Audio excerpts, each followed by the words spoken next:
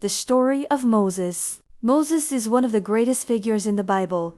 His life is a story of faith, courage, miracles, and God's power. Through Moses, God rescued the Israelites from slavery in Egypt, parted the Red Sea, gave the Ten Commandments, and led his people toward the Promised Land. This story comes mainly from the biblical books of Exodus, Leviticus, Numbers, and Deuteronomy. A baby saved by God. Long ago, the Israelites lived in Egypt. At first, they were welcomed there because of Joseph. But many years later, a new Pharaoh ruled Egypt. He became afraid because the Israelites were growing in number. Pharaoh made them slaves and forced them to work hard building cities and monuments. Yet the Israelites continued to multiply. Fearful Pharaoh ordered that every Hebrew baby boy should be killed. At that time, a Hebrew woman gave birth to a beautiful baby boy. His mother hid him for 3 months. When she could no longer hide him, she placed him in a basket coated with tar and set it among the reeds along the Nile River.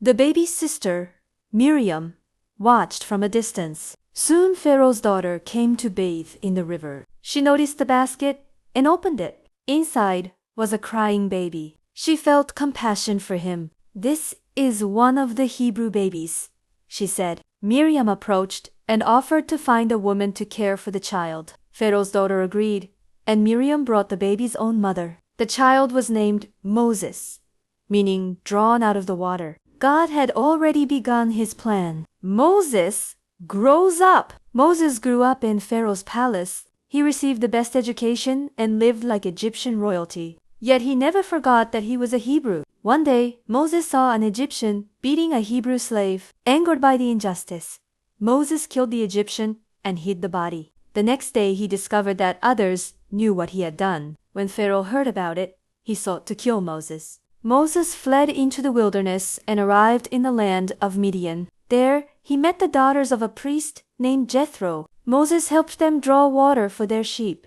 Eventually, he married Jethro's daughter, Zipporah, and became a shepherd. For 40 years, Moses lived quietly in the desert, but God was preparing him for something much greater. The burning bush. One day, while tending sheep near Mount Horeb, Moses noticed something extraordinary. A bush was on fire, but it was not burning up. As Moses approached, God spoke from the bush. "Moses, Moses, here I am," Moses replied. God told him to remove his sandals because he was standing on holy ground. Then God revealed his plan. He had heard the cries of his people in Egypt and would rescue them. "Moses, I am sending you to Pharaoh." Moses was afraid. "Who am I that I should go?" God answered, "I will be with you." When Moses asked God's name, God replied, "I am who I am." God promised to help him and sent his brother Aaron to assist him. Moses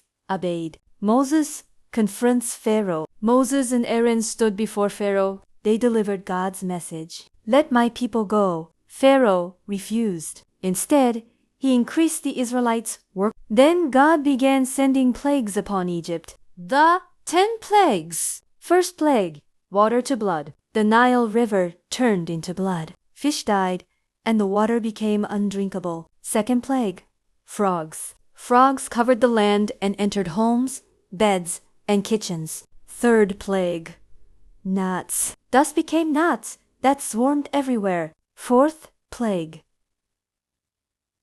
flies. Swarms of flies filled Egypt. Fifth plague, livestock disease. Egyptian animals became sick and died. Sixth plague, boils. Painful sores broke out on people and animals. Seventh plague, hail. A devastating storm destroyed crops and trees. Eighth plague, locusts. Locusts consumed what remained of the vegetation. Ninth plague, darkness. A thick darkness covered Egypt for 3 days. Still, Pharaoh refused. 10th plague, death of the firstborn. God instructed the Israelites to sacrifice a lamb and place its blood on their doorposts. That night, the angel of death passed through Egypt. The homes marked with blood were spared. This event became known as the Passover. Pharaoh's own son died, broken and grieving.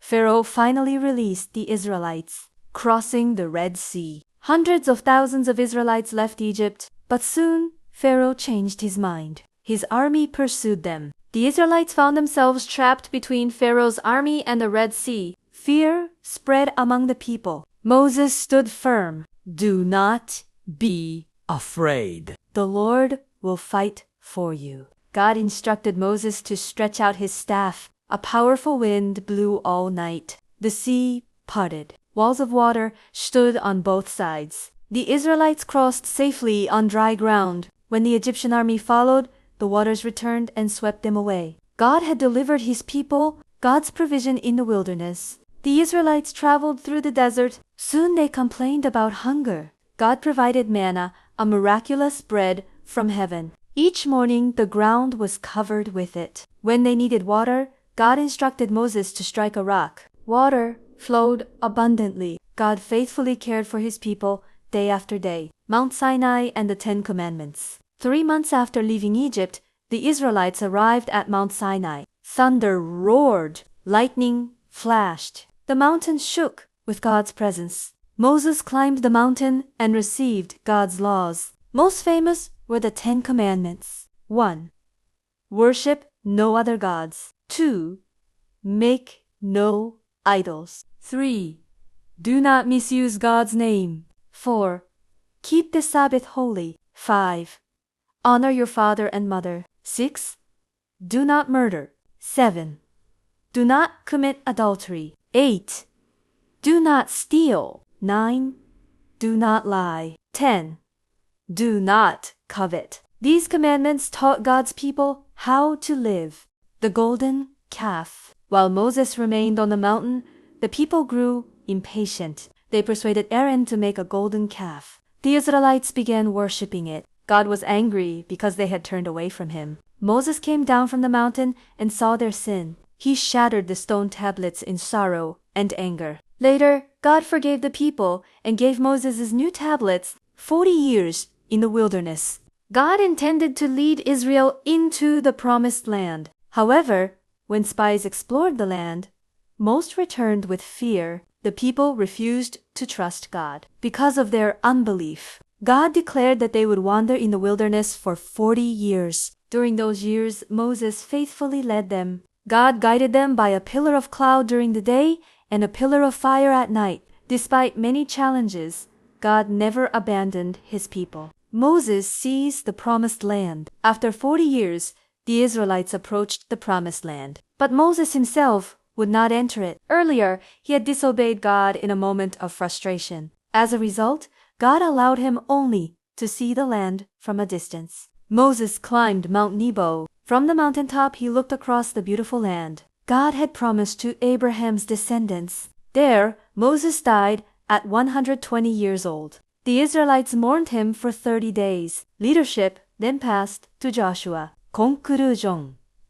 The story of Moses is a story of God's faithfulness. From a baby hidden in a basket to a mighty leader who confronted Pharaoh, Moses trusted God through extraordinary challenges. His life teaches us that God can use ordinary people for extraordinary purposes. Even when obstacles seem impossible, God's power is greater. Moses remains one of the Bible's greatest examples of faith, obedience, leadership, and perseverance. A servant who walked with God and helped shape the history of his people.